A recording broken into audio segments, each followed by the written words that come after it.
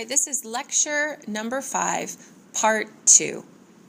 All right, so we're going to look at the effects right now of European rule, and hopefully by the end of this lecture, we will have a thorough understanding of why European colonies in Africa will want to engage in nationalist struggles, that is to say, create nations for themselves ruled by Africans, not Europeans. I mean, what right did European nations have in taking over countries within Africa? We're going to explore these types of things today. See, the effects of European imperialism, both old and new, are still affecting nations in Africa today, believe it or not.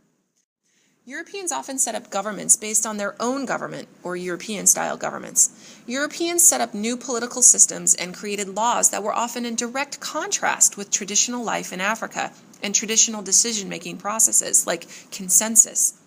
Many Africans felt disgruntled about these new systems. They must have seemed incredibly unfair and foreign. Well, European countries are going to set up colonial governments across Africa. Europeans ruled these colonies either directly or indirectly. When Europeans ruled directly, it was the Europeans who completely controlled the colony. Most European countries attempted to name their own people to lead their individual colonies. However, some colonies were ruled indirectly.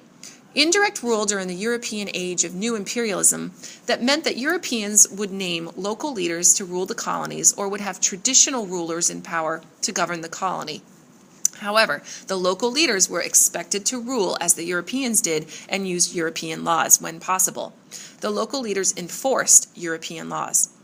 Another effect of European rule in Africa included new economic patterns. Instead of traditional economies based on subsistence agriculture or traditional product making, Europeans exploited their colonies.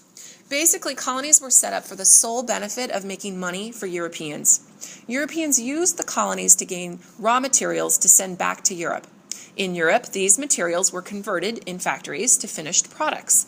These products were then shipped back to Africa and around the world to other colonies to be sold. Plantations were often set up in certain nations and cash crops were introduced. These cash crops included cocoa, cotton, peanuts, and coffee. Africans were expected to forego their traditional land use and grow these cash crops for Europeans.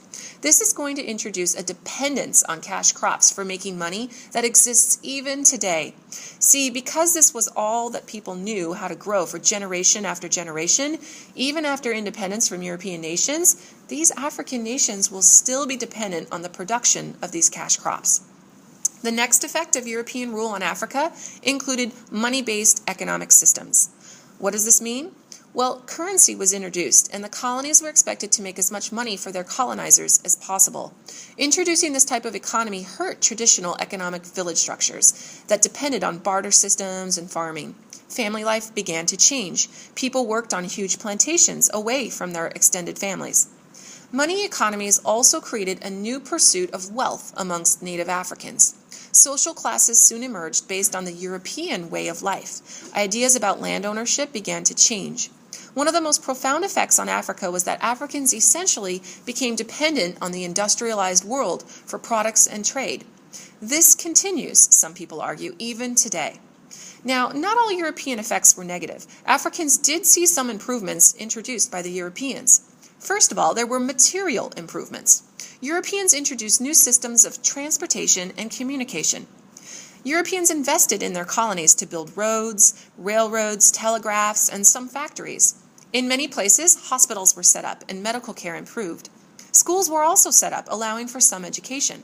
However, most people agree that many of these benefits were not for the Africans. Rather, they were intended to help Europeans more easily exploit their colonies and have a firmer grip or sense of control over their colonies.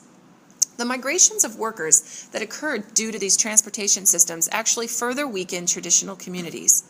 The emergence of secondary schools built by the Europeans is still a legacy that we see today.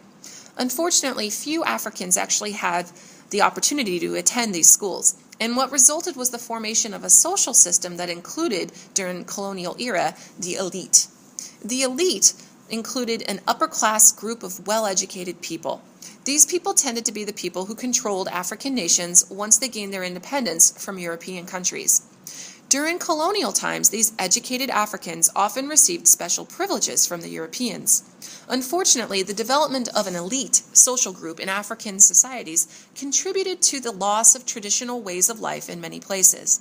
Many Western-educated Africans, that is to say, those Africans who were able to study in a European-based system, often rejected their traditional cultures and attempted to get ahead by becoming more like their European counterparts during the age of imperialism. This trend continued well after the Europeans left. However, some of the elite groups of people did not reject their traditions. Instead, they used European ways of life, values, and legal systems to attempt to overthrow their colonizers. By the early 1900s, new African leaders emerged. They challenged Africans to resist European rule. They encouraged people to embrace their traditional lifestyles and celebrate their African heritages. By the end of World War II in 1945, we will see many of these Western-educated people emerge as nationalist leaders throughout Africa, assisting their nations in independence movements. People like Jomo Kenyatta in Kenya, as well as people like Kwame Nkrumah in Ghana. We're going to study these nationalist leaders very soon.